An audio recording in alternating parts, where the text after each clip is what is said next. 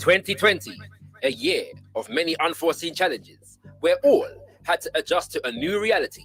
And despite it all, Got Kush TV was and still is here to serve you. And what a year it's been. We began the repatriation journey with our new show, Voyage to Motherland. We dropped the knowledge as you took your seats in the Kush Community and joined us to hold a meds with the Ankh Doc. Got Kush TV invited you to get involved in conscious, controversial conversation and enter the cipher. And when the world went into lockdown, we kept you connected with the quarantine convos. We kept our finger on the pulse of the community with coverage of the reparations rebellion and the Black Pound Day all day up. Not to mention more wordsmiths and a slew of new music video releases for your viewing pleasure and the official launch of the Got Kush TV website. We also brought you events including Women of Power and of course Blacktricity. Now, in 2021, Got Kush TV is continuing to level up the thing. First up, we are pleased to inform you that gotkushtv.com is open to exclusive membership. Sign up to any of our membership tiers and you will gain access to playbacks from all our events and an ever-growing list of exclusive original content, including interviews, documentaries, and shows such as Kush Community. To become an official member of gotkushtv.com, simply hit the membership tab. Stay tuned for continued updates. Then there's the new shows. Look out for more Decipher, Wordsmith, Hold a Meds with the Ankh Doctor, and weekly episodes of Quarantine Convos focused on health, wellness, education, and inspiration for our community. As always, the Got Kush TV film team is available for hire to cover all your events, adverts, infomercials, and all filming needs. Visit us at gotkushtv.com for hire inquiries and more information. Stand by all black businesses through our website, social media, and show content. We have monumental advertising, sponsorship, and network opportunities catering specially for you. Check out the advertising page on gotkushtv.com for more information. Got Kush TV is in full flight to join us for the ride. There's 4 things you can do. Subscribe to our channel. Hit that bell to make sure you don't miss a release. Join us on all social media and hit up gotkushtv.com to subscribe to our mailing list and sign up to become a Got Kush TV member for exclusive opportunities in the near future. Let us know you are feeling our content by hitting that ever so important button of approval. Comment. We want to hear your feedback on everything we are putting out. So make sure your presence is felt in the comment section. Share. Spread the word by hitting that share button and exposing your circle to the magnificence that is Got Kush TV. We are looking forward to building with you throughout 2021 and servicing you with high quality black media production. Got Kush TV, beyond discussion, beyond debate, we put the power in black media.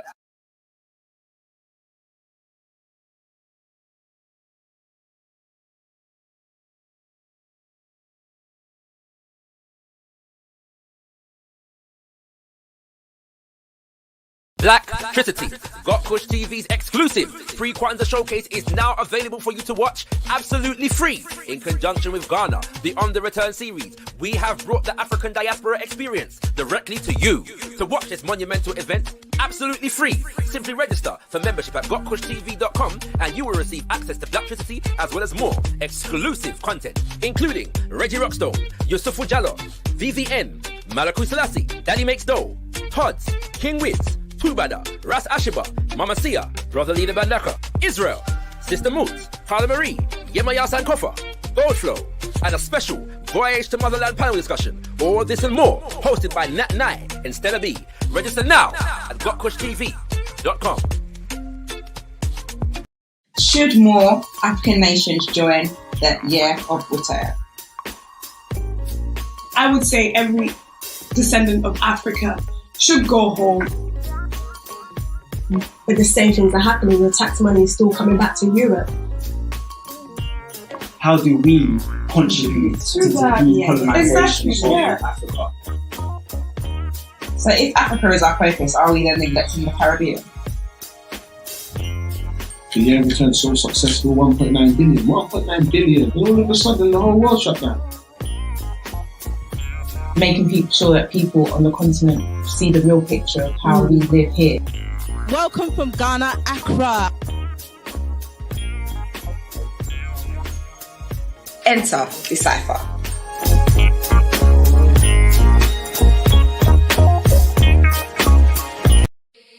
Quarantine Convos. Enjoy weekly discussions with people from around the world, assisting us in dealing with this normal, mentally, spiritually, and physically. We feature nutritionists, psychologists, therapists, personal trainers, home educators, legal experts, and more, bringing you all the information and inspiration you need. Check out Quarantine Convos every Thursday from 7 p.m, live on Got Kush TV.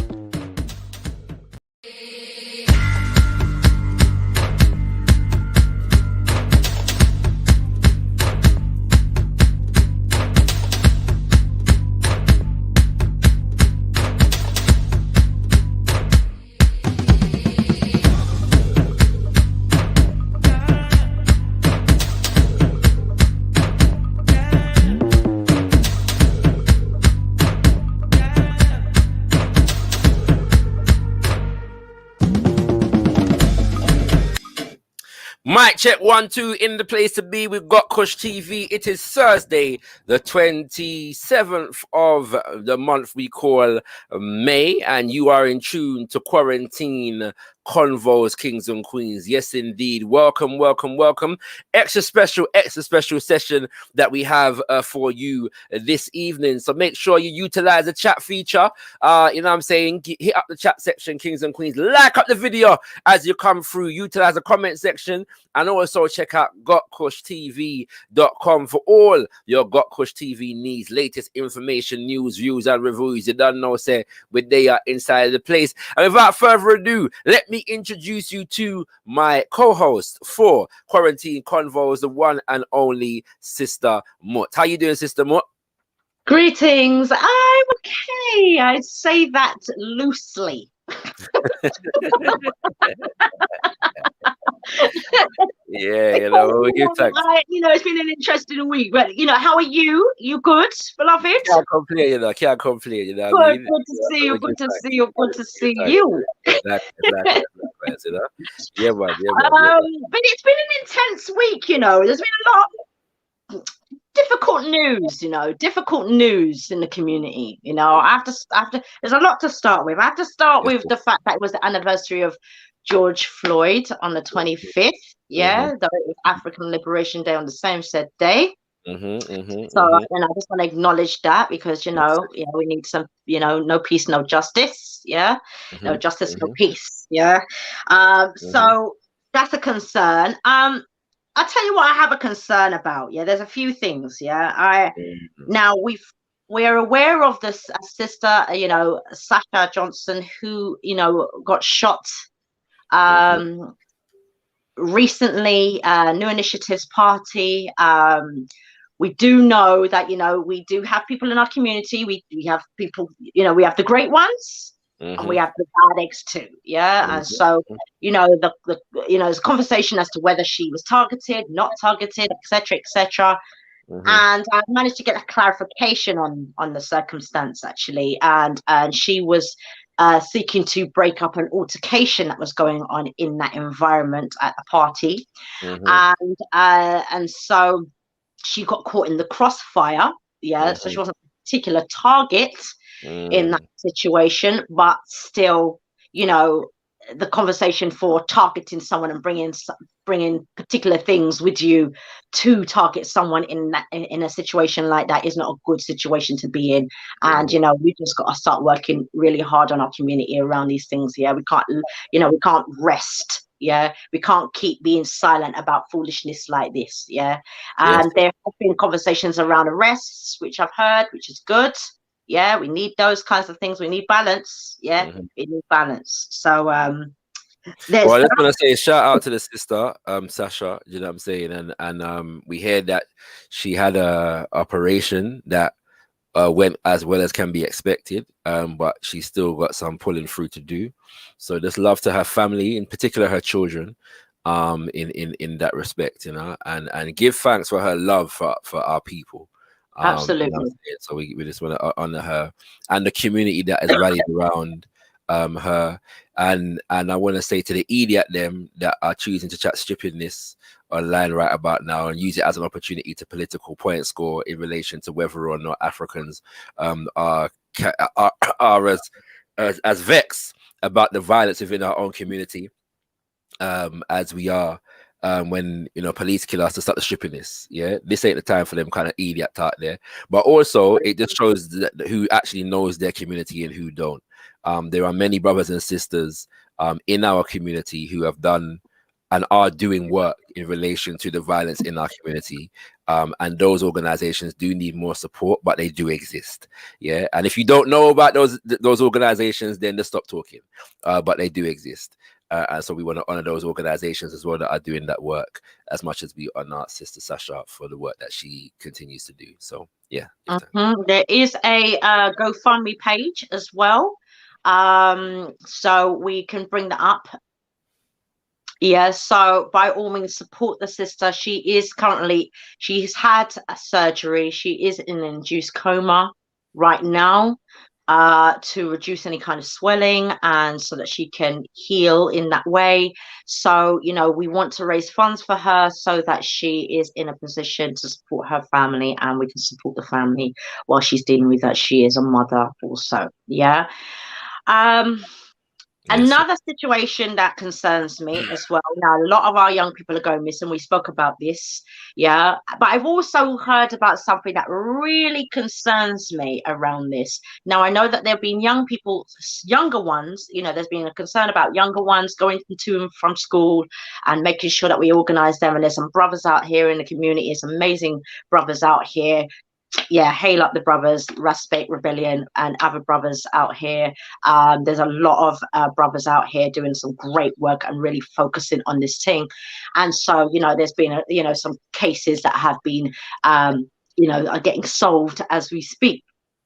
But there's also missing teenagers, and we've talked about these missing teenagers. And I've recently come across a TikTok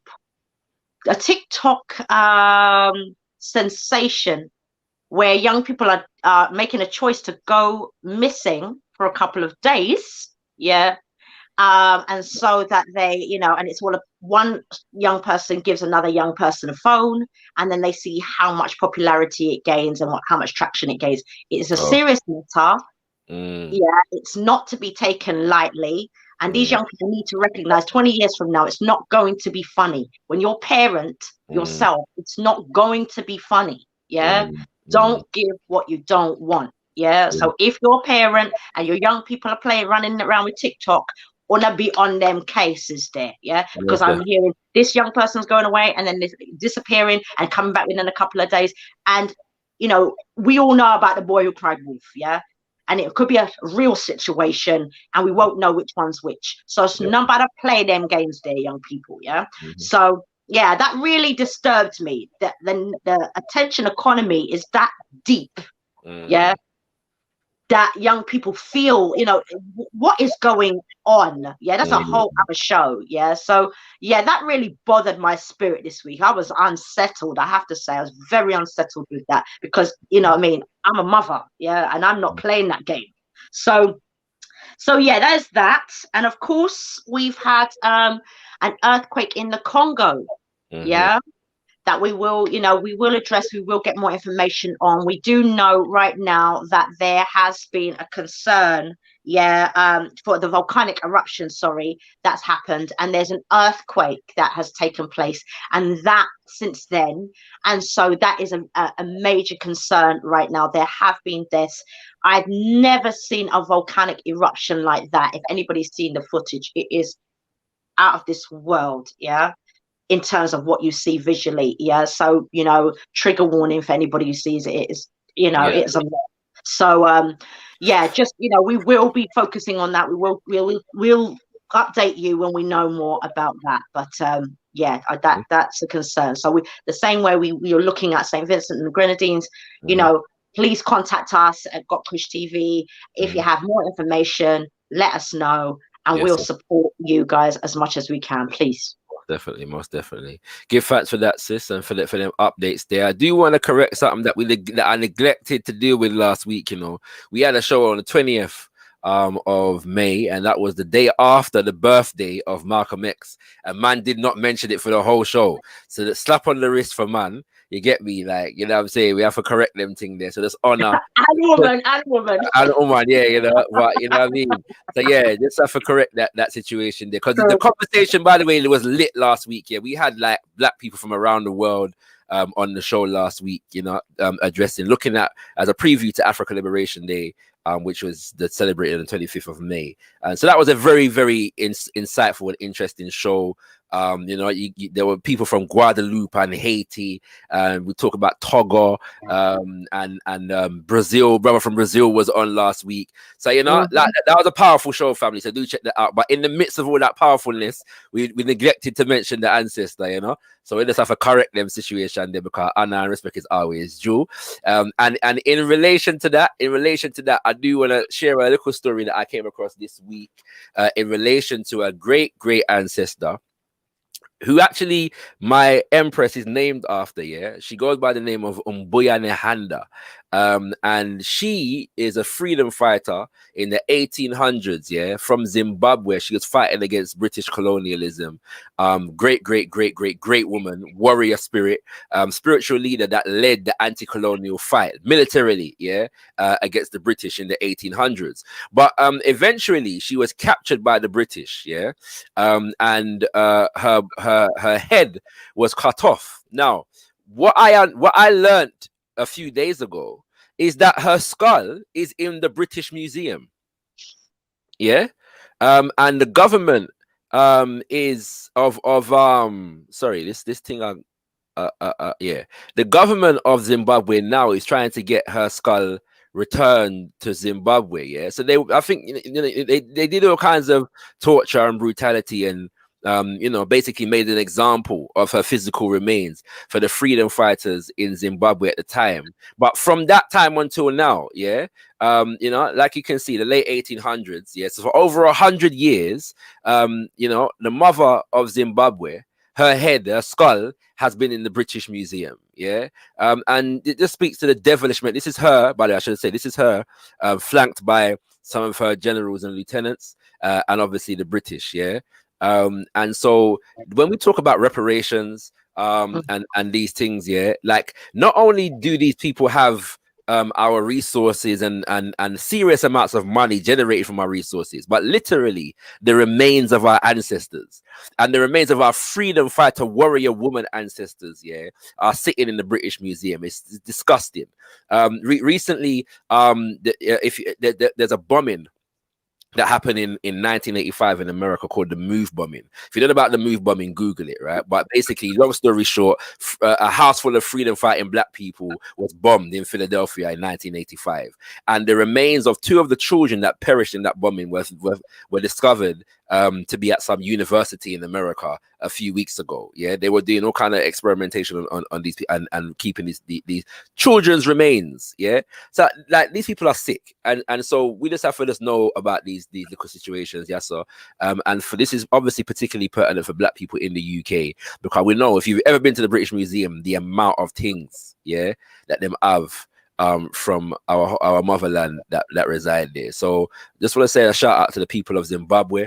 And the spirit of Mama Umbuya Nehanda. Yeah, man, we have to make sure that we correct this particular situation right here. You know what I'm saying? All right, family. So without further ado, we want to get into and bring through our guest for the evening's proceedings. And so before we do so, as you know, we're going to hand over to Sister Mo to bring the proverb of the day. Yes, and this is really timely and poignant, because it really speaks of the sister soul who we'll have on this evening. And it says, he, now I'll change that to she, but she who is destined for power does not have to fight for it. And this is the tonight, woo, fire. Be ready. Yeah? Be ready. Take your notes. Yeah. And what I love about this sister, she does amazing work. Yeah. She's an amazing woman, and she's always consistently working on herself. I mean, I know I do work on myself, and I don't meet many women who do that kind of work the way I know I do work on myself, and I don't meet women like that. She is a rare specimen of sister in the community, yeah, and she should be honored and she will be honored tonight. You can introduce her. I will speak more of her and pour into her shortly. Well, you know, I met this sister years ago, yeah. You know, she's well known. You know what I'm saying? Notorious. You know, not London. No, I'm joking. What's it called? But yeah, enough things, kings and queens. As Sister Wood said, we're gonna bring through the fine specimen of African womanhood right about now. Big up yourself, Peaches. What you say? Love. That's what I'm saying. Nothing but love. My Yes, God. yes. Yeah, man. Wow. Tottenham legend, you know. Peaches is a Tottenham legend, you know. I want people to understand that. Peaches is a Tottenham legend. You get me? You know what I'm saying? And all these things. You know what I mean? But yeah, do you know what, Peaches? Yeah, it's levels because as well, like you're central to a lot of the black music scene, you know what I'm saying, coming through the 90s into the early 2000s. A lot of the artists, them that are prominent in that era, know you. I've got a picture in my head of you outside One Extra with Kalashnikov right now, giving Tim Westwood some verbal licks and all these things in that video. Okay? when He needed them and he still needs more, to be honest. Trust. Tell it. Yeah. So I'm just saying that, you know, yeah, like we're gonna deal with the queenship vibes, yeah. But you see, Peaches can get gangster upon them when she's ready still, you get me? So well, that's why you know that, you know what I mean? But yeah, the history is long, sis. The history is long and the journey is beautiful, and we're gonna give them a snippet of that journey today. So I'm gonna hand over to Sister Mo to steer the ship, you know what I'm saying, in this regard, and take us through this particular journey, you know. All right. Well, you know, what we know about this sister, and she will share more about herself tonight, but what we know is that she's a community empowerment practitioner. Yeah. And, you know, she's received awards. She has a heartwarming story and background, which I know she has no trouble sharing the source of where she's come from. Yeah. She's done work in the Caribbean. She's been headhunted for the BBC. She's one of 7 co-founders for the Womanhood Academy. And, you know, part of her ethos is, you know, to nurture a girl is to raise a nation. Yeah. She also works with Kingship Studios, where she's partnering with Empire Radio. And she's also currently doing a Queenship podcast. Now, I know she's got more. That's all we could get out on the bio. That's all we could get on the paper. But she is a big human being. You know, I personally, you know, I listen to her show on you know, Sundays is my, you know, it's my time. And you know, it hurts me when she's not on, you know. Yeah. My Sundays are centered around her coming on at 12 till 2. Then I cook my dinner. Yeah, that's my morning. That's my afternoon. That's how it starts. Yeah, it starts with that. So, you know, even when she's not looking at the IG, not say I'm there. Always. Don't worry, girl. I'm still here for it. So I'm just saying, you know, she's a wonderful woman. You know, she's just one of these women who've got real heart. Yeah, you know. There's nothing inauthentic about this woman, yeah? And I don't say that lightly. And I'm going to be honest, anybody who knows me, I move with women a lot older than me, yeah? I don't move with women my own age because they're not doing the work, yeah? I'll just be straight, yeah? A lot of us aren't doing enough of the work. But this sister here, yeah? Honestly, I am so honored to get to know her, and I'm not just getting to know her like every week. I'm getting to know her more and more. You know, we communicate it's in some format. We communicate every week, yeah. And we actually found each other more so, connected more so online than we did when we were, you know, in the lively. Yeah, just so much so that we've connected so much more, and I've got to know so much more about her. And I kind of knew, you know, because, you know, there's not many women who can speak out and be vocal like she is and be loving at the same time. That's a skill, yeah? Because I call myself personally lovingly straight, yeah? That's how I put it. That's how I clutch it, yeah? Lovingly straight. Love that. Do you know what I'm saying? So there's not many people who operate from there who can be compassionate and start the thing at the same time. It is a absolute skill, and I don't know many women that can actually do that. Yeah, she's very unique. Yeah, in who she is as a being and the work she does. She is forever doing the work. She's forever sharing about the work she's doing on herself, and I love that about her. She's an open book. Yeah, very transparent. You know, very empowering. You know what I mean? If you're having a bad day, she's your queen to go to. Yeah. Wait, don't all inundate me at once. Yeah, don't, please. Yeah. Get on her IG. Get on her IG on a Sunday. So I'm just saying, you know what? I just want you to introduce yourself. I know that you have I just want you to start from the beginning, because it wasn't always like this. Yeah. Okay. Firstly, I have to salute and acknowledge all my ancestors. And I mean, always. That's it. Secondly, I give thanks and I'm grateful for this opportunity, my sister and my brother. And love to the Got to Kush TV team, all those behind the building of the platform. It's beautiful, yeah, and still got more greatness to receive. Anybody who's watching or come on the platform for the first time, I would recommend, if you haven't subscribed, subscribe. Numbers need to keep pushing up. So I want to do that first. Sorry, I just realized, you know, we reached 20K, 20K celebration. I saw that. Yeah, so I was like, yo, yeah. So I just see black people winning. Yeah. So that's been a long time. I feel like Babylon I slowed down the thing now, because we should have reached 20K a long time still. But yeah, so so we got the team still. Yeah. So it's there and it's going up. Yeah. So go. Yeah. Ready? Go ahead, sis. Yes. Go ahead, sis. Go ahead.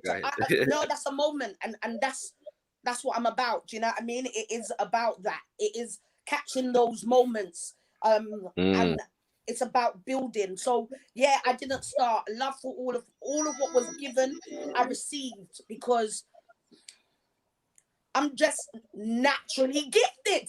Yeah, I'm gonna say it like that. Yeah, I own it. In regards of, I've got skills and abilities that I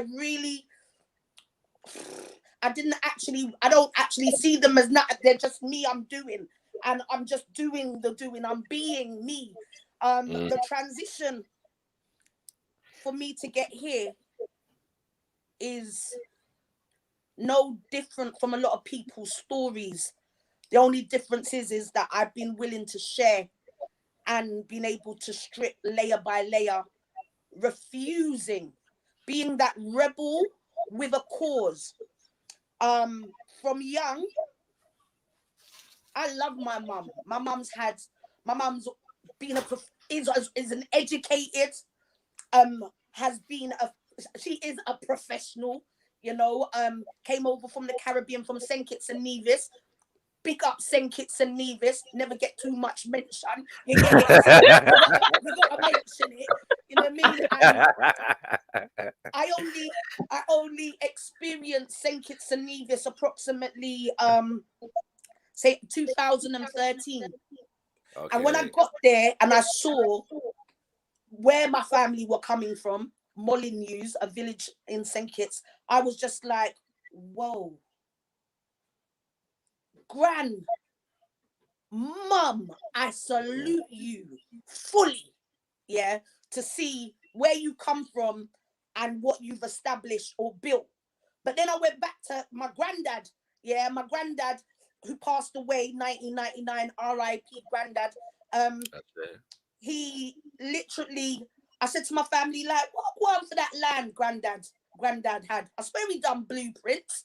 You know what I mean? I said, I swear you lot come over from St. Kitts over to here to come and like get some knowledge, get some capital and go back home and start building again. You know what I mean?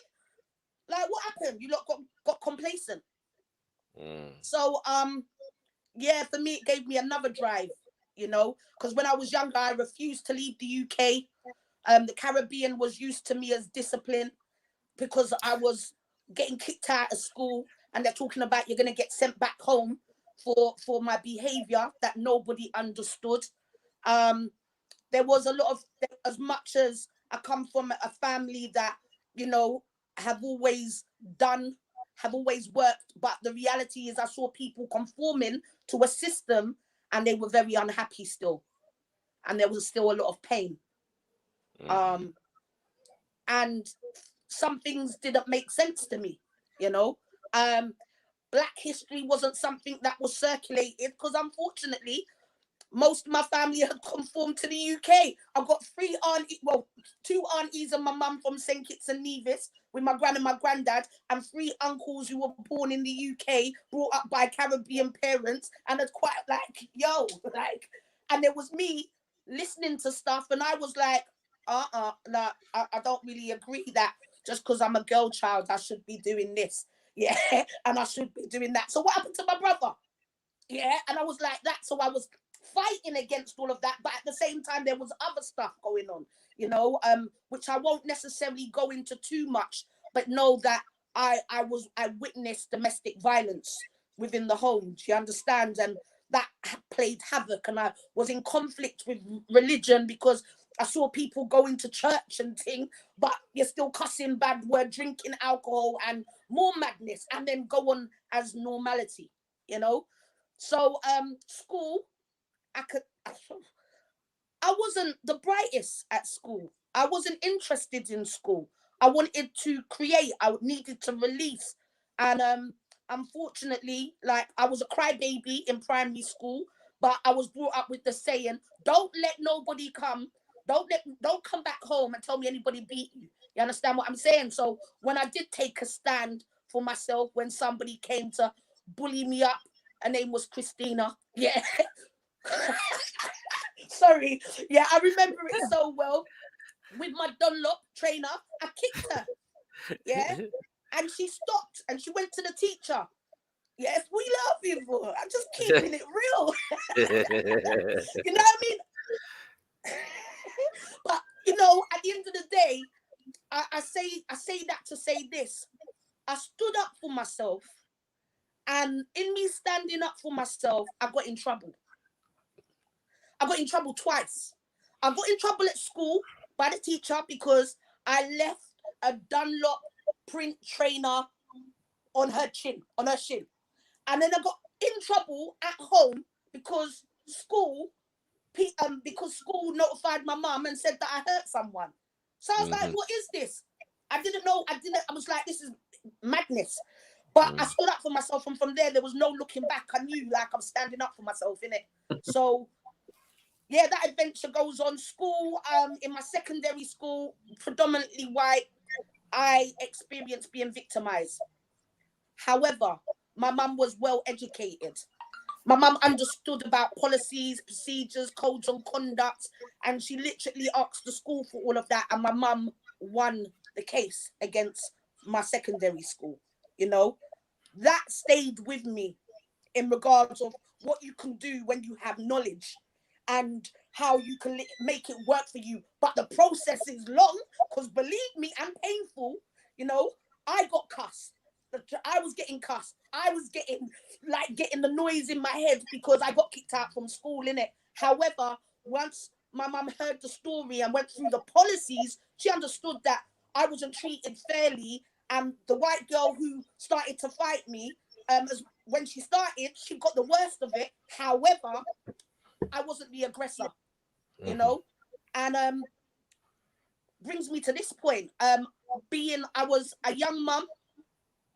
Unfortunately, I was where I was away from home, if you like. I was on road, and I was looking for love. I was looking for something. I was addicted to people for what I wasn't necessarily getting at home, to be honest.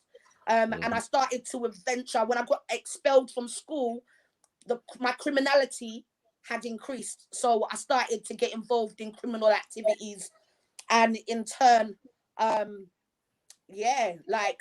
just started to observe, understood the movements, and I would make sure that I could survive doing what I was doing. But because I got kicked out from home as well, before I fell pregnant, I got kicked out from home. I remember going to a sister's house called Jennifer Agul, who was the founder of Bang Edutainment in Northwest 10. Literally, me and her were the same age. Was that Harsden? Halsden, yes, Harsden. You Halsden get me? actually saved. Halsden was the route, if you like, where I was able to was stimulated me creatively. So I got onto a radio. Me and Jennifer had that dream. It was like, we need to have something that can support young people like us. If I had known that there was some elders in the community who was about this, I would have probably have gravitated, but I never saw many. So for me, I saw a social worker called Desmond Coke. Fantastic, brilliant. He set up People's Choice radio station, gave us a month RSL, and in turn we done that. Then Unique FM discovered me. They said, Mikey Koo said, come over. I went on, started doing the graveyard shift with my cousin on DJing and talking. Absolutely loved it. And I never looked back from radio. So I've done radio from the age of 16, 17 to this big age now, graceful age. So and my daughter, when I was at home before I got kicked out, there was a social worker called Pat Stevens. Phenomenal Black professional she was. And what she showed me, just like Desmond Coke, when they chose a career, they went above and beyond. So she wasn't just my social worker 9 to 5 with the other caseloads. She came, sat down with the family, spoke, shared. I got to express, but because she tapped in to find out what my interests were, she liked running and stuff. And I was about that back in the day, not so much now, but I went out with her to the track and would run, do long jump, all of that stuff. Those gems stayed with me, and I put, if you like, in my memory bank, and I've utilized that into the woman I am today. Moving forward, I went to prison in 98. I went to Holloway at 20 years of age, and came out in 2000. And before that, I went Brits Performing Arts School. I was one of the first to go to Brits Performing Arts School in August of 1992. And I hated it. I absolutely hated Brits Performing Arts School. I thought it was going to be like, fame, I'm going to live for it. I thought I was going to see Leroy with the cane rolls, and it weren't that. I was bored, stiff. I didn't understand that culture, and I wanted to release. That wasn't the place for me. And I was a mum early, as I said, and balancing. I wasn't maternal, which doesn't really get mentioned about at all in regards of what that looks like. From my family's point of view, it just looked like I was some girl who got pregnant way before my time, which was true anyway, but at the end of the day didn't want to face the responsibility. But I was only a mum because society says when you push out a child, you're a mother, but the actual bond wasn't there. So that was that. I got the bond in prison. Being 2 years away from my daughter, being around some other women who literally, I saw them yearning for their children, and me being 20, turning 21, I met some marvelous women who began to be my prison mum, if you like. And I saw how they were. I watched them and with their children and stuff, which had me asking questions. It had me looking deeper within myself, and I was able to do that in prison. Prison gave me that point of timeout. It's not a place that I'm saying to anybody that you need to go, but I was able to have that time. I believe everything happens for a reason, and my reason was to really find myself. And I experienced solitary confinement. Inside, I'd done 10 days down the block, was supposed to do 14. Again, I rebelled. I rebelled against when I saw an injustice in the system, like you had prison officers who were abusing prisoners inside. Yeah, I'm talking about sexually abusing women inside, and I would say this, but I'm going to be slightly filtered because I don't know the age bracket of people watching, and I'm going to have manners and respect. But bottom line of it is, that's what I saw, and I thought that. And there was a way when I challenged some of the systems that was going on, I got down to the block, and I got 14 days, and I just had my hair braided, and I remember them grabbing me by my hair, picking me up. Yeah, and I'm not a light woman, so it was a lot of officers, as well as I had an asthma attack while I was struggling. You know what I mean? But what I done is I started to read in the block, and I actually heard my inner voice, and I'm gonna say my creator. Yeah, my creator, that spiritual calling, and I got my message that I needed to get. And Peaches is my name, but I'm also AKA the vessel. And the vessel meaning I speak my talk. I talk what I need to talk. The messages of whatever comes out, people will get what they need to get. I only want to see my people do better. That's all I want to see. At the same time, I have to do better. And because being a mum, after coming out from being incarcerated and seeing, like, I thought I had to play catch up. 2 years being locked up. I need to get while I was inside, I was writing a book called The Girls Can Do What the Guys Can, or Can They? I didn't publish it. I wrote it, but I sent it, an organization called CAST said, send that to Clean Break Theatre Company. And I done that. Clean Break Theatre Company got back in contact with me straight away. A brilliant student representative manager called Lily Stout picked up my work, read it, said, do a glossary. And I done that, and they said, visit us when you become released. I followed that up. With me following that woman, yeah, she just understood me. The Institute Clean Break Theatre Company is for women, ex-female offenders, and also deals with women's mental health. I went there, and it was a haven. It utter peace. No distractions, but they understood their target group, which was helping women who come out of prison and want to get rehabilitation. The true meaning of one of the processes of rehabilitation. They done that. So in me going there, I was able to do an access course in community theatre. I still didn't really know what I wanted to do. I just knew I was special. Yeah, that's it. And yeah, I was studying. I done that. I saw, I firsthand, I witnessed the tremor of the funding system. Literally, their funding had been cut, and that impacted on us being able to complete our course at Clean Break, then having to go to some college in North London. I'm not giving them no status right now. You understand what I'm saying? Because I don't know if they've improved. But the bottom line of it is, I went and I finished my course with a lot of resistance, because I wasn't a big fan of change. Yeah, especially when the change is abrupt.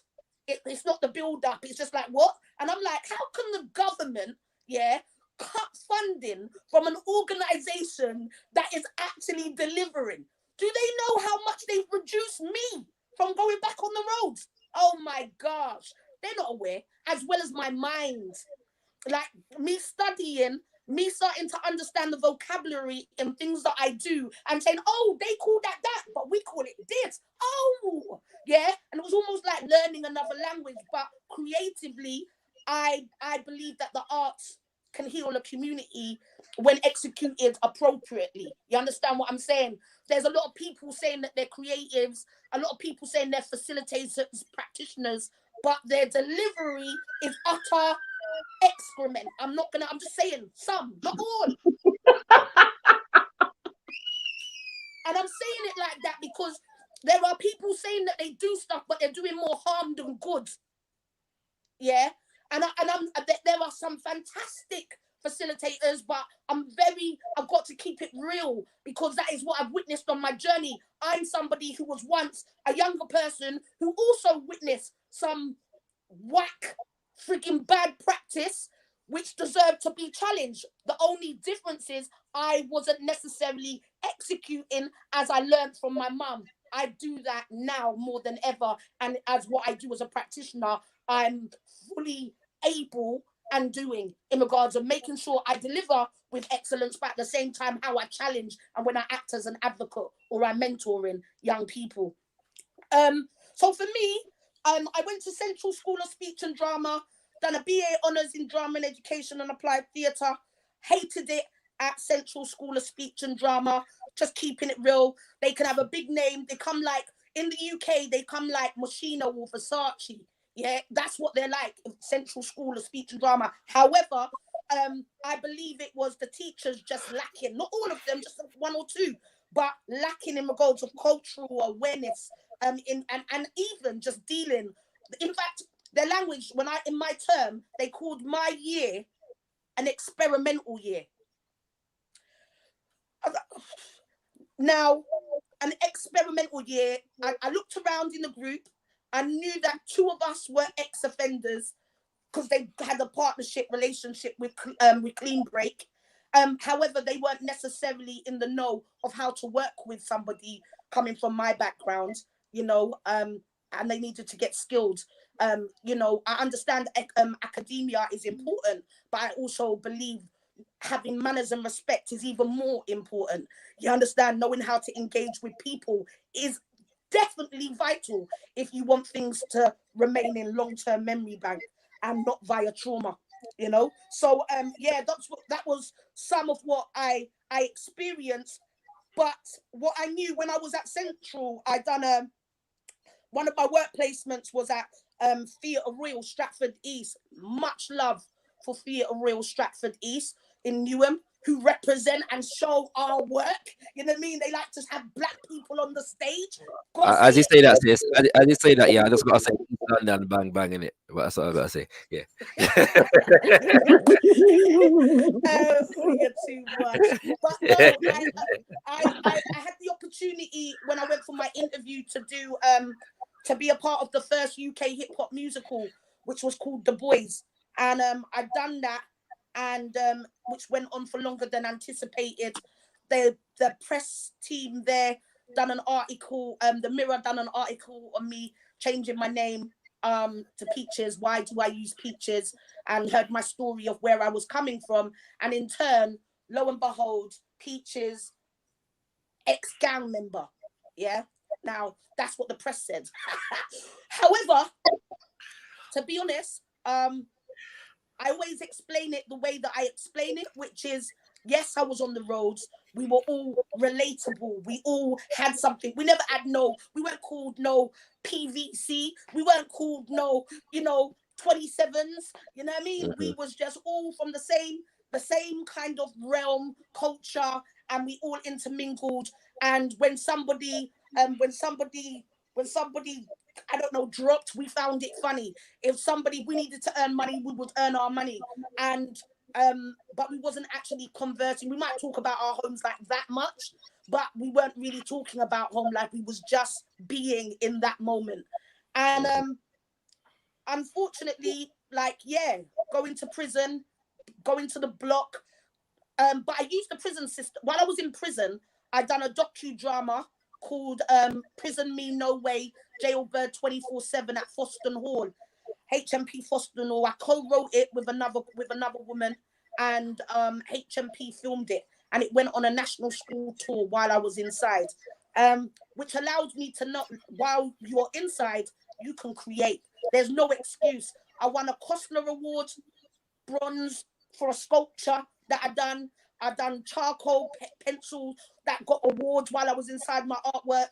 Like, I didn't know I could draw before I went inside. It allowed me to penny that. So when I got clients who come out, or someone says they've got relatives who are coming out or whatever, I'm like, while they're in there, or when they say they just got bird, I said, you tell them to utilize the educational system in it, or utilize that time to find self. There's no excuse why you can't. You don't get no bills.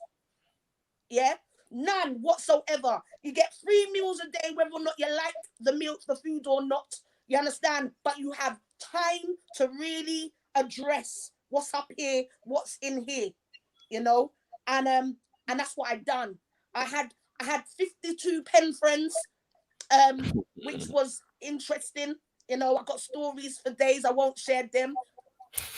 That's not adult hour, but Family show. It's a family show. and I'm just delighted, really. I've had the pleasure to get advice from people like Angie Lamar, a great woman. She calls me the bug, you know what I mean? Because all I do is I tag her and go, Angie, I need your advice. And she said to me, the best piece of advice that has stayed with me is it's all in the writing. It's all in the writing. And I as much as I had 52 pen friends, it was like, where do I start with me? And I just let my pen flow. I prefer to write with pen and sit there and type in at computers, just because of how my moods and just the way how I program.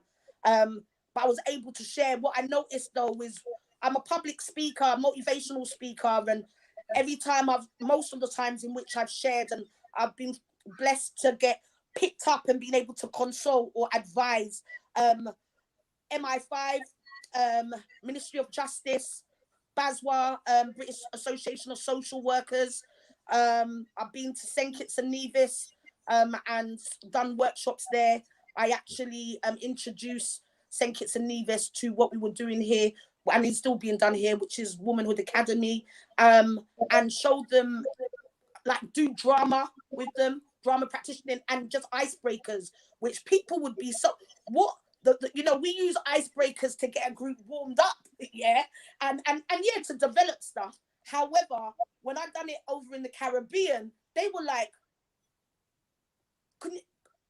they really liked that way of learning, and what they got was strategizing, effective communication, and all of that kind of stuff. So that was really, really beneficial. To be honest, in the Caribbean, they talk better than me. You know what I mean? They're very academic. They're educated. They know how their grammar is on point. You know what I mean?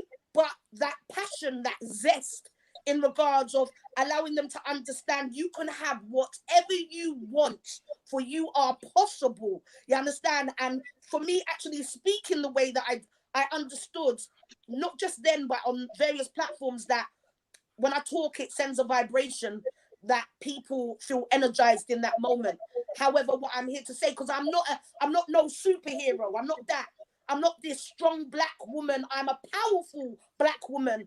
But my journey is like, I am my brand, but my brand's not about me. It's for everybody. So I share openly my adventures and where I've been. That's not throwing no stones at no brother, no sister, not my mother, not my father, nobody. It's saying, you know what, there's a point when you have to be accountable and take responsibility. And there was a lot of times when I spoke, people could talk to me and I was like, however, I learned that, you know what, Peaches, slow down, listen.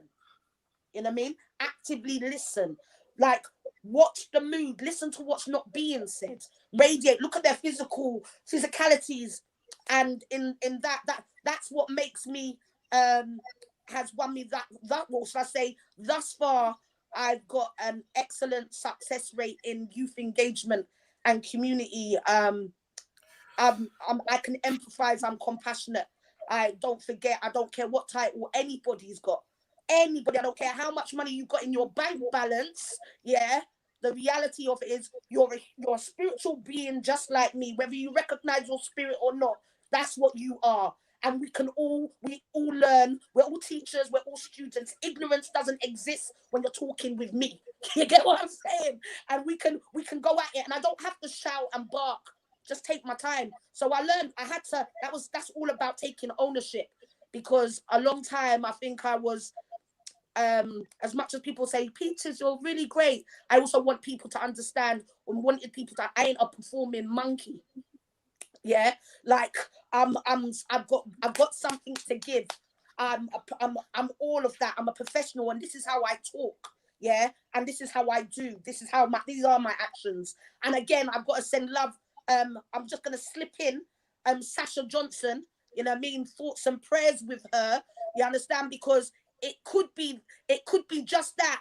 I'm that person who will be doing my daily thing, whatever that looks like, And if I see a collision, it's like I want to break it up. Do you understand what I'm saying?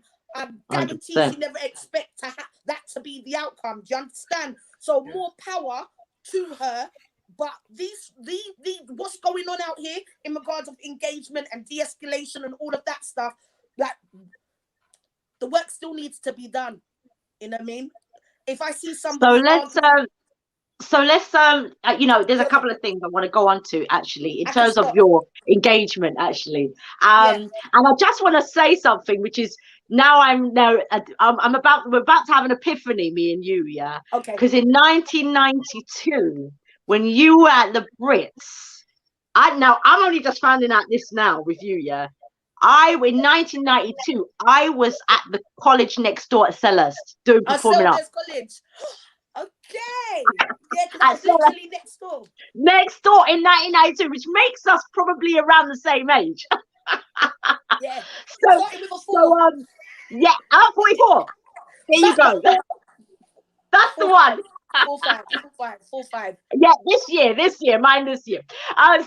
So I just thought that was what interesting. I do want to fast forward a little bit because you do some fantastic work, and I saw something you did recently with a young lady on IG, yeah, and it was a very brave young lady, yeah. Yes. And you know, you talk about accountability, you know, a lot, which I think is very, very powerful and not spoken about enough in our community. And you talk about how you know the importance of young people's engagement. You do a lot of work with young people, and what we can gauge from this conversation is the work you've done on yourself and your experience inside of your life has brought you to this point for you to be able to serve. Yeah, hundreds serve. And so I want to gauge, you know, for those who don't know what you do in terms of the work that you do with young people, and also, you know, what kind of work you do that other young people out here, you know, there's a lot going on. We just talked a little bit about this whole missing young people thing. We've got knife crime, we've got gun crime, we've got all sorts of things that are going on in our community, you know, over-sexualization of young people, attention economy, you know, self-harm. I mean, it's just so many layers, right? And I just know that your work encompasses so much of that. So tell us a bit about the work. Fast forward to the work that you've been doing in that area. The work that I do is, it could be anything. It could be as little as to say, I say little, but what might be little to one person is a big deal to others. So for a start, I've written a few programs which I deliver in one school called Alpha Mill. So I've got a program which is accessible and anybody can contact me at any point regarding. I've got a program called Mind Over Matter, which is all about mental health and mental well-being and emotional well-being. I predominantly deliver it with girls. However, it is also for boys, males as well. Do you know what I mean? So yeah, I do that. So Mind Over Matter, and that's literally a school just contacting me via email, you know what I mean, or whatever point of communication is best for them, contacting me, and then the conversations will happen. Young people have been referred to me. I do mentoring, so on a one-to-one basis. So the young lady where you was talking about on Instagram, that was one of my mentees. Bless her, she's age 14. Her nan said yes, she can come online with me. And with that, it was I challenged her because she was I'm not too up to the times with TikTok. I kind of, when I started doing TikTok and TikTok, you know what I mean? I was like, later, yeah, I'm gonna stop here at Insta. Instagram. Insta. Snapchat and Snap and all them things. You know what? I'm not gonna lie, yeah. I jumped on the the TikTok recently. Still, I can't lie. I'm not in a sense, but I just don't use it. You don't use it, yeah. Like, I have 2 videos of them things there, but yeah, we'll get back to that still. It was my daughter who had to teach me how to use the TikTok, to use it because it's not familiar to me. Yeah. I just wanted, you know, I'm so used. I've been used to share my story I've been used to talking for. However, young people are the best people to talk from where they're at. So the fact I was able for the young queen to be able to agree and her parents to be able to agree and her to come live, let's talk about this TikTok prank. Now, you mentioned when you lot were doing the news of what's going on about TikTok, doing more pranks with youths going missing. Listen, TikTok shouldn't even be accepting any of those pranks. That they're safeguarding issues. So if TikTok are starting off a trend which makes safeguarding questionable, then TikTok needs to be fined quicker than Wiley was taken off Instagram. You feel me? It has to be that. And parents, if you feel that TikTok is a danger, then ban it. Don't have your child having TikTok. Because if your child's under 18, then take it off. You understand what I'm saying? And so I'm about that. Like, I'm aware that there's a system that fights against, but I'm at the same time, what we do have control over, we need to start really utilizing, claiming our power, activating it, and making sure that our boundaries are fulfilled. Do you know what I mean? And so that's where I'm coming from, because what I'm as the work I do with young people, like, again, I'll say again, I am not a superhero, so people can refer their children over to me and I can let them know about some of the programs or one of the programs I'm doing. I can't do it all, and there are other people out there as well who too can deliver, and I will name some sisters and brothers throughout the course. Big up Sister Amma. Have to big her up every time. Nothing higher for me anyway. And so I'm saying that at the end of the day, I'm aware. I know I can't do it all, and I move as so. I will say, you know what? I've got somebody who can, or I say, but I will point them in the right direction, and that's me in a nutshell. However, when I do work with them, I do things like one-to-ones. I do group work. I prefer it in the physical. I wasn't one of these people to run online and start doing Zoom sessions because everybody's doing Zoom sessions. But what I was doing is I was doing some consultancy with various professionals who were a bit unsure with how to transfer their skills as teachers onto Zoom. And I was just saying to them, you know what? This is engagement. This is you presenting. Now, you never wanted to be a presenter, but it's a new way of facilitation. You understand what I'm saying? So I was doing consultancy. So I do consultancy in people developing in engagement and finding their vavavoom, their passion and all of that stuff. And then I also do one-to-one, I do group, and I do parents, and then I do school programs. That's some of what I do. However, I say this again because some people think that, once I contact this person to sort out to deal with my child, that everything's going to be all right and that child should.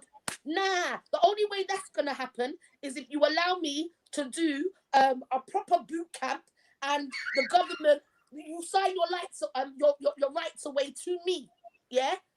Sign your right, and then I'll start up the boot camp with my daughter, because my daughter at the moment, who I love dearly, who's 29, she's come up with a brilliant brainwave, and I'm backing her because she's so good with children, and that's a 7-day boot camp. So there's a couple young people I put up. I haven't actually put up this video yet, but there's a little 6-year-old, bless her cotton socks, and she pushes boundaries. But how my daughter deals with her consistency, and the way in which she speaks to her, she's responsive. So my daughter said, I'm willing to do a 7-day boot camp. And I said, I'll support her in making sure she can deliver. And she's got the right insurance and all of that, and the policies and procedures, because that's my daughter doing her thing. That's not necessarily all I'm there is to support. So there's different aspects. I do creative workshops. I do mix parents and children or women. I love intergenerational work, to be honest, and I like collaborations. So I had a company called Reality Bites, which lasted 10 years, and just due to miscommunication and growing apart from my business partner, we closed it, if you like. And that done remarkable work. And our motto was, if you don't unite, reality bites. For me, because of just how and what I've represented in regards of just being authentic, being resourceful, you know, resilience, all of that stuff, edutainment. I'm like, when people were going, I don't know what to do, I was like, raw, get creative. Do you know what I mean? And work strategically. Ill health has been a thing for me. Remember, I'm a human being like everybody else. So I'm not this superwoman. I have 24 hours in a day like everybody else. The only difference is I'm committed to doing what I love. You know, I have never given anything I said I was going to do, I've done. I've been nominated for a BAFTA for one of my youth projects, which was DNA Mix Young Fathers. And yeah, I mean, I've had the pleasure of being a creative as an actor, as doing spoken words. I would say a rapper, but I'm really not a rapper. Yeah. But yeah, acting, spoken word, writing, that's really been my thing, and more, and hosting, like Peaches, Master of Ceremonies, the all-round edutainer. Really, I've hosted everywhere around the UK and also in the States once, and France, and I really appreciate that. And then being able to use those skills, Viv Our Moon, who was, I'm going to call him Uncle Viv. He gets that title from me. A man who's about money and community. He gets that title from me. I say that because he's a business. He is a businessman, you know. But he saw my skill in youth engagement, and he hired me instant. He trained me up, and he hired me. And when he hired me, I was being able to deliver from there, that really reinforced my work as a practitioner. You mentioned some names, though, sis. You mentioned some names. When you say Sister Amma, like Sister Amma is like Auntie Amma to me. She know me from before me born and all them something there. Yeah, and it's Amma. It's a different Amma. It's different Amma. Yeah. Not Amma Shade. Yeah. Not Amma Shade. It's the other sister Amma. Yeah. She know me from like literally from the day in the womb. She know, man. You know what I'm saying? And then Viv, I met Viv because he used to do this course in East London, Shatford, called the Raw course. That's exactly what I done. Yeah, my sister was on it as well. So I was like 16, 15, 16 guy to the Raw course with all these people that are all up in their mid-20s and that. You know what I'm saying? That's like what. I can understand that. I can understand why I was doing that at like 16. But the program, you know what I mean? And just the diagram of subconscious and conscious, and being able to actually doing the training that we would want young people to do or families to do was everything, you know, because you have to, there's no running away from self, you know what I mean? And then and being able to practice, I've done that for about 5 years, and to be honest, when doing that work and the results that we achieved and have achieved and still achieving, to be honest, is wow. I words can't even comprehend, but I am aware that there's a lot of young people. Well, they're still young people because they're younger than me, but who have gone on to do greatness, you know. And some couple people a bit shaky, but they're still there. They're alive. And to be honest, there are a lot of young people who were dying, and some of them could have gone the other way, but they're still here. So I give thanks, especially from where they were. So I'm fortunate to say that I've got quite a lot. There's not a week that goes past that I don't get a testimony. And for me, like, I've done this work and sometimes not even been paid. Do you understand? Like, money's not the first thing for me. I'm really passionate about this work, but the money does come, and it has come along the journey, you know. And I think that for me, it's such a shame in a world that, you know, you do this work. Sometimes, you know, you've got social workers and you've got government, certain organizations getting pots of money, big pots of money, but they're not necessarily delivering. And then a parent comes and finds somebody like myself, or certain people like Sister Amma, or a Princess, or Koya, as I mentioned earlier. They find somebody like that, and we do the work. But then at the same time, it's not being recorded. It wasn't being recorded. The social workers getting the praise with the change, the turnaround. So I'm looking, but you say it's so. I say it, girl. Yeah, I had to get my dialect right there. But you say that, But my thing is that it shouldn't be that. And again, No, I agree. And again, the only way it doesn't become that is if we handle our business properly. Differently. Yeah, definitely. I always say this, you know, it's an interesting point you're making, because I'll say this about like the Black Saturday School movement, like Pan-African Saturday schools, yeah, because there's a lot of fantastic results that we produce in our community, but because they're not recorded in the sense that record what's the word, make sense within the system, people don't know about the success of Black Saturday schools. You know what I'm saying? Like, you know, what we've done, because you know, oftentimes, yeah, you can't, there's no record of it to say, well, yeah, the youth was reading that, you know, reading what's it called, you know, at a 16-year-old level when he was 12. You know what I'm saying? Like in a way like that. You get me? So it's a bad, you're right. Again, I'll say this. You know, I said I'm rebranding. Yeah. So when rebranding meant, okay, look at my processes.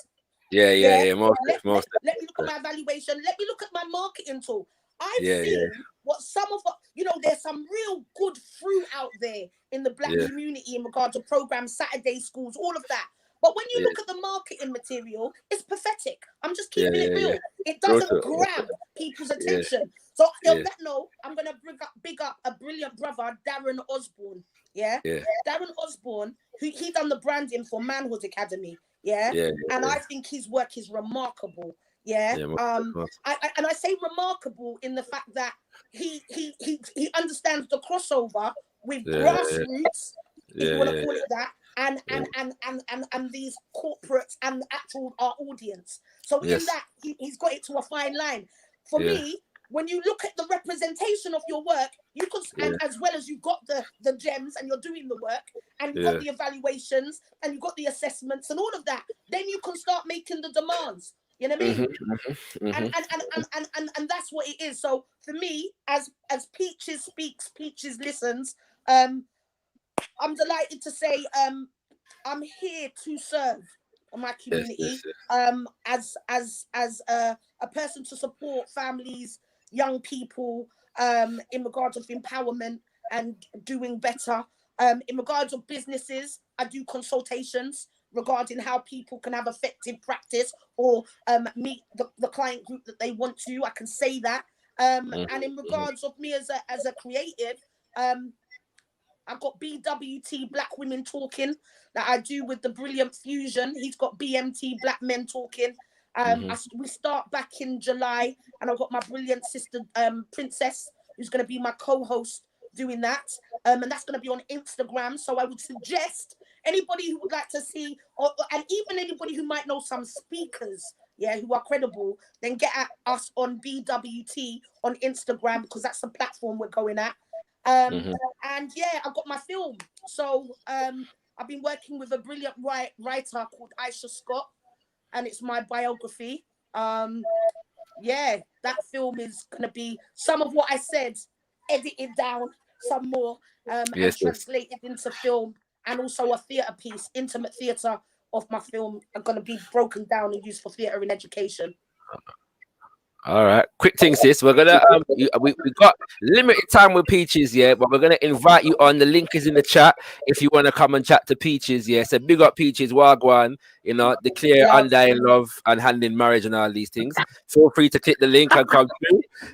You know what I'm saying? If you want to come through and declare, you know, that you want to marry Peaches, come through. All right. What's it called? So shout out to the person asking when are we gonna do with Sasha Johnson. We addressed it at the beginning of the show. That's gonna be an ongoing thing. So, you know, love to our sister. And we hope she gets well, and you know we'll be keeping our viewers updated on the situation. And man, stay tuned in it. But love to the sister and her family, as you said already. So check out the beginning of the show if you want to hear more on Sasha Johnson and that situation. But family, the link is in the chat, and if you got a question for Peaches, you can also ask it in the chat as well. All right. So feel free to do so, family. So you got headhunted. Tell us a little bit about you being headhunted for the BBC and the finishing school. Okay, so finishing school, BBC Three finishing school for girls found me, at Canary Wharf. I was working with Ideas Foundation, but I also used to do in-stores at Deal Real Record Store in Carnaby Street. I was one of the hosts. I was the host for the ladies' night. So BBC, a few people have actually watched what I've done, you know, my personality, etc. And the BBC, however they found me at Ideas Foundation, came in and saw me. They were only supposed to use me for one day, and they ended up using me for the whole thing. Just in regards to practicing, I also had to do a little bit of consultancy with them in regards of they didn't understand doing something like a raw process with a client group, how like you want to see good TV, yeah, like, but I want people to honor and respect the process of somebody declaring, sharing their truth. You know, that's a traumatic ordeal. So I had to explain, if you like, how to bring the balance and support that. And yeah, the 4 women, I speak to the 4 women who come from the countryside, you know, quite an upper class society. Yeah. I remember this show, you know. I remember this show, yeah, but I also remember you saying, Peaches, yeah. I think it was, this might have been because you came to Let's Talk, innit, after you did that show, innit, and did a Q&A in Farringdon. I was in the house. I was in the building. I was in the building. In fact, yeah. I may have even performed that Let's Talk. Well, it might be. I can't remember if that one or not. But yeah, but because they used to do poetry at Let's Talk as well, innit? So I think I even performed at that one. But I remember you saying that the show was supposed to be a bit more in depth about the girls and their journey, and they kind of made it a bit more, what's the word? You know, drama-ish. And like, talk about that. Talk about that. Yeah. To be honest, it's what they do. It's what they do, really. It was supposed to be, the process was about unpacking more, showing about regarding finances. You know what I mean? How someone lives in regards of cooking, their truths, their trauma, where they're coming from. We filmed some of that stuff. Do you know what I mean? We got real deep. It was real intimate. There was real moving moments, much more than what you saw. However, BBC, anything called TV, edit, cut. So, and this is why I love the power of creating, being a producer, being a creator, actually saying what I want to see. I had an idea of a documentary, which was bringing creative spoken word rappers, artists who have been talking about injustice and the system and experience for the time. And I spoke to all my black filmmakers that I knew at the time, and they were too busy for me, for whatever reason. And I decided, there was this white guy called Josh Cole, who who said, oh, I'm about that. I love it. I'm all over it. And I thought, yeah, let's do it. And we was doing it. And when it got to edit, because you know, I can speak to people that these people can't talk to, but this was hours, yeah. Well, mine, but hours in regards to the process. And when it got to the editing suite, I told him, no, you can't use that bit. And he said, no, Peaches, I'm using that bit. Just wait until we edit. I said, no. You can't use that. And it was only because I had consent for everybody's footage, while he couldn't. We only released it online last year through lockdown. But I got an agreement. The agreement was what it was, and I got it agreed. And he asked me, because he wanted to use that footage for the vote for when Jeremy Corbyn was trying to get his whatever, and he wanted to use it for that. And I said no. And it wasn't nothing more than you went against our agreement. You were going against our agreement, and you wanted to be awkward about it. You know what I mean? I don't set no one up to fail, no time at all. You understand what I'm saying? So that was that. But he released his one, and what was really interesting, because he's a damn good filmmaker, but that was I'm going to say it like this, that was the white perspective. I want to show the black perspective. Because that's, again, it was just like you see all these rappers and think dope.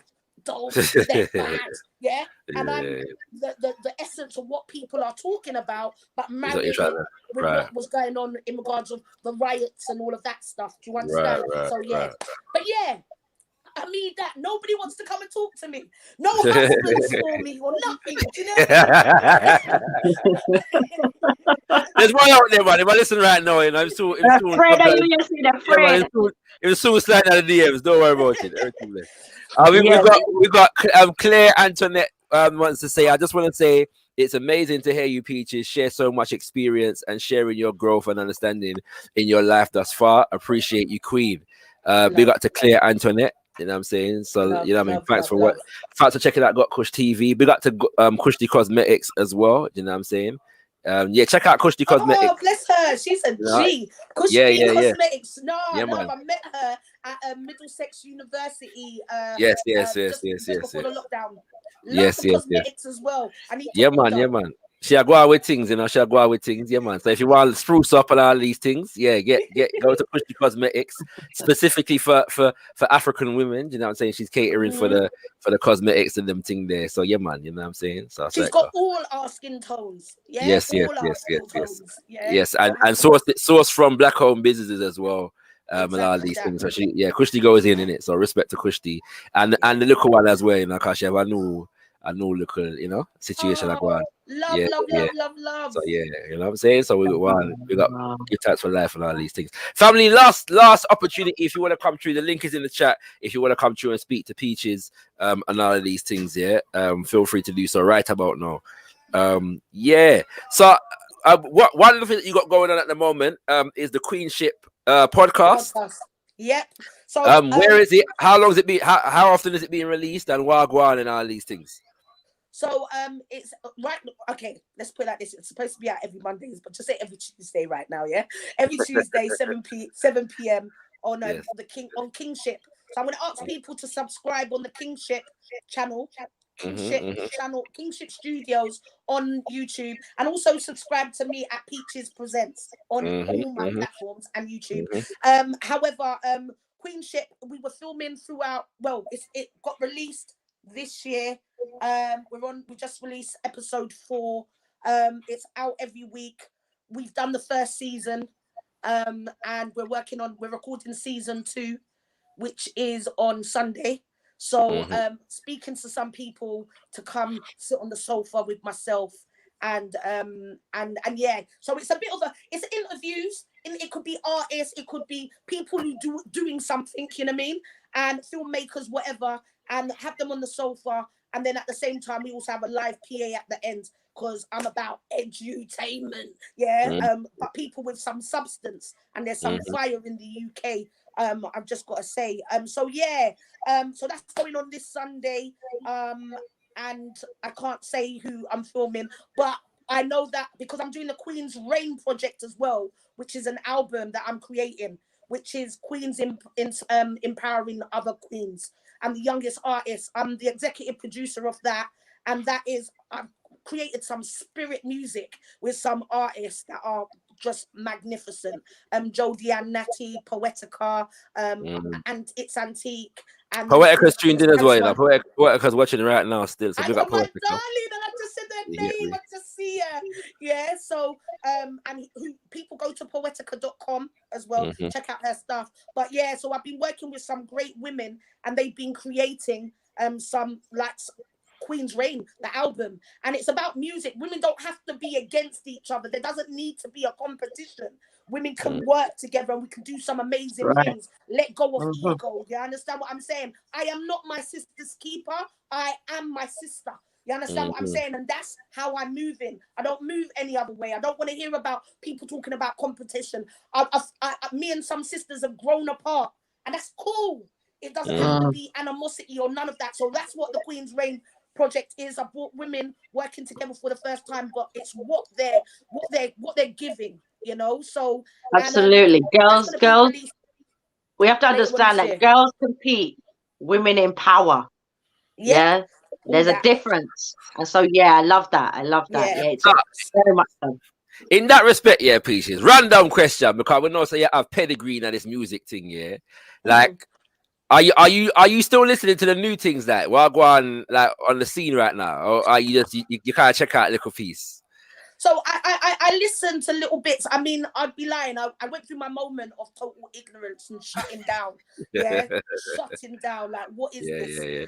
However, when I decided to like, Peaches, you're getting old before your time. That's what your used to do to you. You know, and I started. There's some music that I just challenged. I challenged some artists at Kingship Studio. Artists come through all the time, and I've been respected in the industry for challenging if people are doing whatever. So like there's some dope females. Females are coming up in their number, but I don't want to hear about your body parts. I don't want to hear you letting off your jewels to gain. You understand? I don't want you talking about how you can diss up a man. You understand what I'm saying? Like, these things happen, but there's so much other stuff that we can talk about. You know what I mean? And so that's how I'm utilizing music. That doesn't mean that I'm not willing to listen, but don't glamorize where there's no need to glamour. There is no glamour in certain experiences, and so that's what I'm not standing for. So everything that I'm doing, and even like I'm working with Logic, People's Army, and Logic, Prophecy, Steady, Femi Santiago, us four, Chris Kale, we work really close. And then what I've been doing is I've been bringing young people through to the studio, being able to have their experience in singing. A couple of the young queens who I worked with Womanhood Academy, who I got on poetry and creating, had them down at the studio. And I keep that link and help them grow and do what they need to do with their creative release and develop. Do you know who I love to hear on that thing though? Is Lioness. You get me? Lioness. Yeah, that's who I love to hear. You get me? I hear you. At the moment, I'm like, Lioness is bad, and I am actually trying to get hold of her. I haven't got her, but one person who I'm doing an interview with, in fact, on Sunday is Little Sims. Right. If you don't know, get to know. I'm going to get a single woman. Yes. Hey, Little Sims, Little Sims is dangerous. She's like, yeah. And the thing is, like, low key, like, because she's not a new artist, isn't it? Like, Little Sims has got catalog, and she's been a problem for time, Like, I'll put Little Sims catalog up against anybody right now, anyone, She's been doing. I got goosebumps as you said that, you know. I'm telling you, it's serious. I've known her from since she was like 12 years old. Trust. And her auntie came to me when I was just doing reality bites, going through my transition, and literally I was able to have that a relationship in regards to encouraging her. So I got to see her the other day, and she said yes. We've been talking on WhatsApp. She's coming down this Sunday, and and I'm not saying nothing else. I can't tell you, look, where can I come? You can't come. Your numbers are gone. She's remarkable, and I would let little girls. Little girls listen to her. Yeah, she's got substance. Like, that's one artist, and she's so far from one dimensional. It's mad. Like, you know what I'm saying? And when I say that, I'm even talking like, even in terms of the substance that she drops, it's not one dimensional substance. Like, she, you know what I'm saying? Like, layered, very layered. Layered. Yeah. Anybody who hasn't watched her videos, don't just listen to the music. Watch the videos that go with it. There's so much history. And I'm doing the music video. There's a music video called Let's Breathe. Which is obviously in regards to what's going on. So I was asked to feature on that. I said I'm not a rapper, but I definitely decided to drop some bars for that. Peaches. So, we got a question for you, Peaches. We got a question, So my Empress is asking a question. She's saying, how important? She's saying, how important is people telling their stories like yourself when it comes to healing in the community? Very. It's everything. It lets people know they're not alone, you know. A lot of people have come forward when I've shared, and they've had their own private conversations with me or shared in that moment, and what they've gone on to do. Some people have gone on to do greatness. Some people have been stuck, you know. But what I can say is I've learned and seen firsthand as well that sharing is powerful. Done quite a few events with various individuals over the time. Sharing has always been a big part of that, and I've seen people's relationships. So their relationships have, you know, started opening up other conversations elsewhere going to where they need to go. So I think it's important. I think it's necessary. And yeah, I think it's about people also, as much as you can share. People need to be mindful though when they're sharing, that everything is open to interpretation. So we have to be mindful that when we are giving, that we land appropriately. You know what I mean? Because sometimes people can just open up a can of worms and they don't know what to do, or nothing can. It's caused. There's been some stories. So that's why that goes in alignment with what I was saying earlier on today when I say there's people who does this, but they need to be mindful in their delivery when they're doing this work, because sometimes there's some real sad stories. Yes. Well, I think we have to recognize, I think you make a good point, because with the stories that we have to understand that as Black people, we, sharing is not at the forefront of who we like to be. You understand what I mean? We are, we tend to shy away from that, and we have this persona a lot of the time. But there's a lot going on that made us who we are in the first instance. You don't just wake up and become this person. Yeah, that takes a story, that takes some level of cultivation, and turning pain into power. And we don't always recognize, sometimes you don't know how much your story can be somebody else's survival guide. So we have to really recognize that. Say that again, sis. I was going to say, or living guide. Absolutely. So I think, it's a great question, sis. It's a great question. Yeah. And just to say, last words from me, because I need to quickly go. But all I wanted to say is, Black people have to understand, for years we have given to other cultures, integrated into others, but people have stolen from us. The one thing is, in regards of our mouths, we're taught from young that we keep our stuff to ourselves, which has caused so much toxicity. So I'm advising people to understand, when we really start opening and sharing, we become so much power that because there's nothing they can do to you. If anything, it's helping other people raise. So what I'm saying to people, it's you know what? Do what you need to do. Talk your voice, claim your power, do what you have to do, be loved, just be. But be the goodness that you need to be, so the seeds that we are watering can truly harvest fruitful fruit. You understand what I'm saying? Rather than toxic fruit. Yes, and that's me. People follow me at Peaches Presents. I gotta go. Love you all. You two are dope. Thanks everyone. Love. Bless. Yeah, big up Peaches, Peaches is like the whirlwind, Peaches is like the whirlwind. I did tell you. I did say to everybody, listen, fire. Yeah. Right at the beginning. Yeah, it was fantastic speaking to her. And you know what? For me, it's just a case of letting her talk. Just let her speak, let her share her passion, let her share her truth, let her share experiences with us, because you don't get to hear those kinds of people in our community. You don't get to hear people sharing from their soul like that. Often we are sharing from the business we do and the work we do, but not necessarily from the where we came from. And often people don't ask. That's the other thing. People don't ask, how did you get there? And so that for me was an important question. Like, I know what she does, but also she wasn't always that person. And sharing that tonight, even the things that we heard that I've heard a lot of her shares, but even learning more about her as a person and as a woman, and just how it is built, she's managed to use that to cement her knowledge and bring empowerment and healing to the community. She's fantastic woman. Fantastic woman. Got Peaches, and I always love her energy, love her vibration. Love it. She always got enough love to share with man, whenever we see her. So we give time. Yes, I. So family, that was Peaches. Watch that again.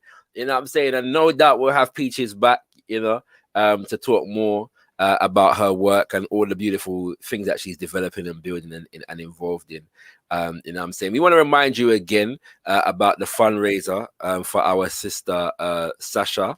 You know, so check it out. We're gonna just be the details on the screen. And shout out to sister Marvina, who was actually developed this particular fundraiser. You know, but yeah, man, I went to college with that sister as well, actually. Marvina. Sister Marvina. Okay. Yeah.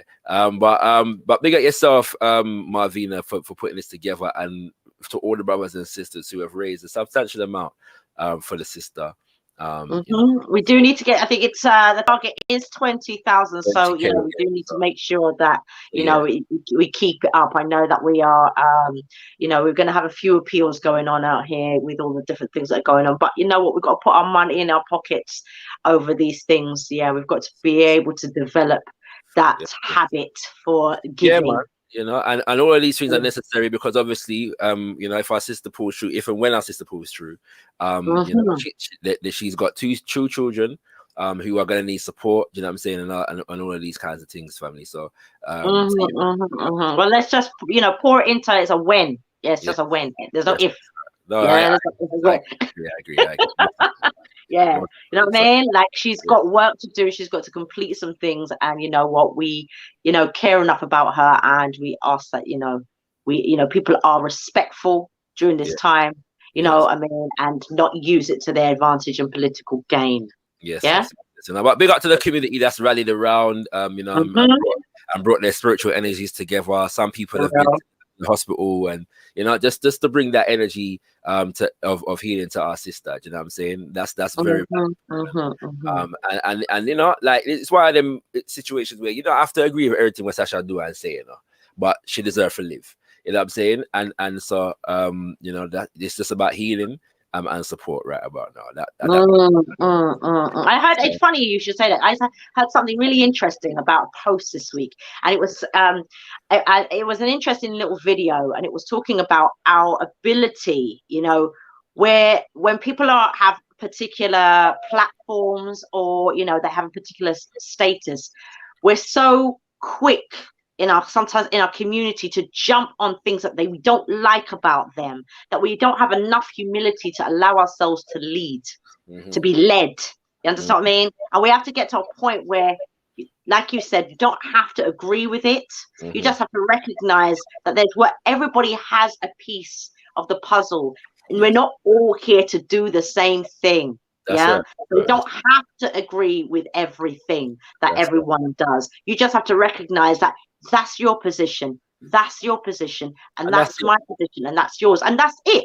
And so we all have a place, and recognizing that in the work that we do and the work that she does, it is necessary. So I just want people to acknowledge that, because this week, I say this because this week I commented on a post when it first came out, and I got a little backlash. Now, I've never actually got any kind of backlash like that before, as it goes. So I was kind of I was interesting. So I thought, okay.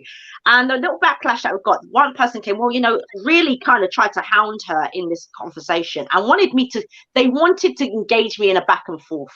And I was not going to have a back and forth with this person.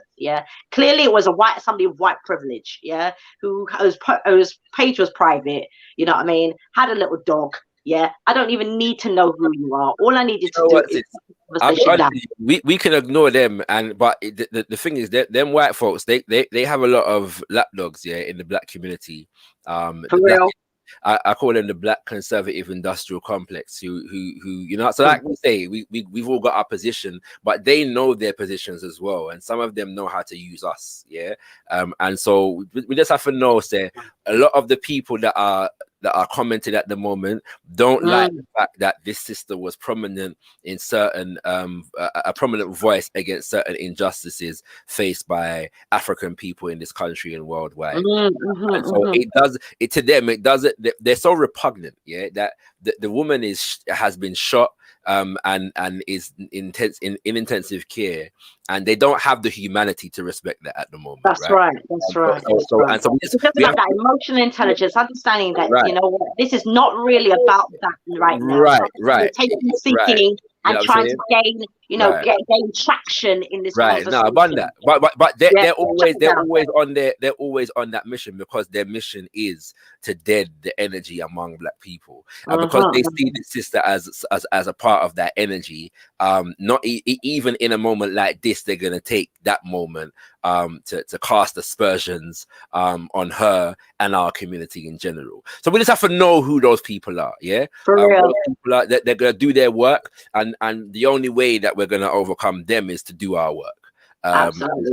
And once again, you know, just honor to the sister. May her example inspire us all to stay on whatever thing we're supposed to be on and do our work. You know what I'm saying? So in that spirit, we give thanks for being able to speak to Peaches, because she's definitely another woman who is on mission and on purpose. And so we give thanks to all those who are doing the same, family. We've got more coming for you for what's it called? Quarantine Convos coming in the next few weeks. Yeah, some very interesting conversations. We did have a conversation scheduled a couple weeks ago that was going to be looking at abuse, in our community. You know, physical, gender-based violence, sexual abuse in our community.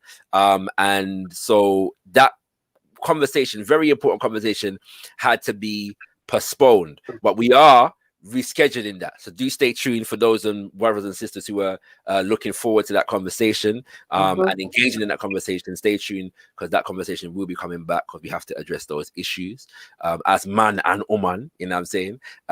And so look out for that, kings and queens. More to come in the coming weeks. And with that, we want you to tune in next week. Who we got next week again? We got the Chess Academy next week, is that right? No, that's the following week. That's what is it? The following? No, you're right. At the end of the month. That's right. Yeah, you're right. Sorry, I'm. Yeah, you know. We're in June next week. Yeah. All right, stay tuned, family. Stay tuned. We're gonna announce that properly once I've solidified one thing. Yeah, but stay tuned, kings and queens. All right. Man. So tune in next week, 7 p.m. Quarantine Convos on Thursday. Every Thursday from 7 p.m. Remember that, family. Remember that, and always remember, you ain't got nothing. If you ain't got push. Quarantine Convos. Enjoy weekly discussions with people from around the world, assisting us in dealing with this normal, mentally, spiritually, and physically. We feature nutritionists, psychologists, therapists, personal trainers, home educators, legal experts, and more, bringing you all the information and inspiration you need. Check out Quarantine Convos every Thursday from 7 p.m. live on Got Kush TV.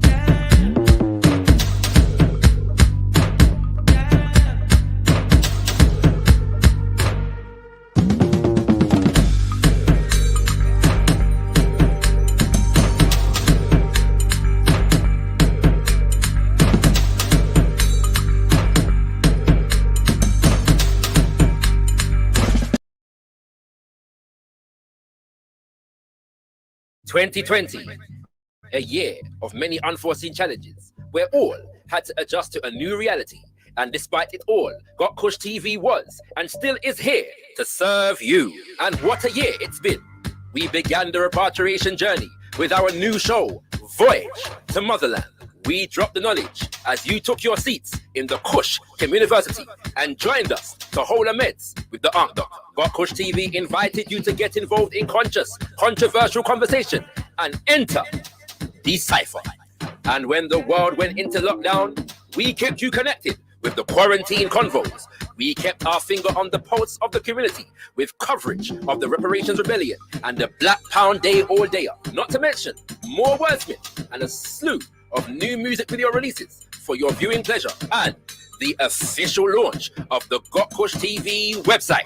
We also brought you events including Women of Power and, of course, Blacktricity. Now, in 2021, Got Kush TV is continuing to level up the thing. First up, we are pleased to inform you that GotKushTV.com is open to exclusive memberships. Sign up to any of our membership tiers and you will gain access to playbacks from all our events and an ever-growing list of exclusive original content, including interviews, documentaries, and shows such as Kush University. To become an official member of GotKushTV.com, simply hit the membership tab. Stay tuned for continued updates. Then there's the new shows. Look out for more Decipher, Wordsmith, Hold a Meds with the Art Doctor, and weekly episodes of Quarantine Convos focused on health, wellness, education, and inspiration for our community. As always, the Got Kush TV film team is available for hire to cover all your events, adverts, infomercials, and all filming needs. Visit us at gotkushtv.com for hire inquiries and more information.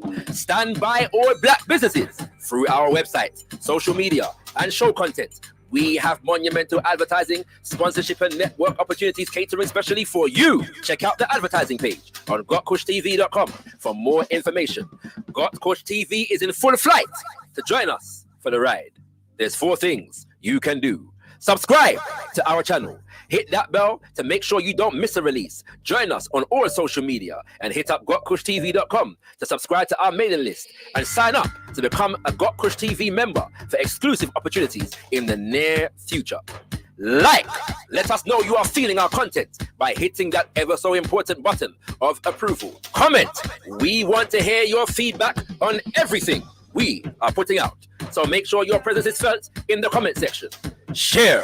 Spread the word by hitting that share button and exposing your circle to the magnificence that is Got Kush TV. We are looking forward to building with you throughout 2021 and servicing you with high quality black media production. Got Kush TV. Beyond discussion, beyond debate, we put the power in black media.